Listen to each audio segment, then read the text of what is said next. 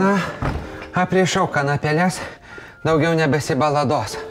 Na, bet kas seniau atsitiko, kad taip be perstoja baladotis? Ai, nežinau, tegul senelis aiškinasi. Na ir kasgi čia, atvirų beldimų diena? Tikrai.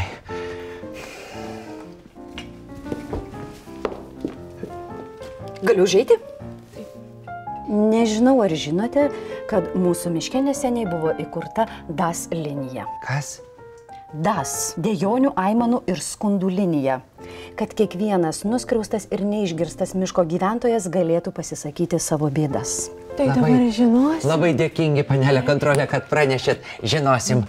Jūs tai tikrai žinosite, nes mūsų darbuotojai linijoje iš jūsų namelio gavo štai tokį kiekį skundų.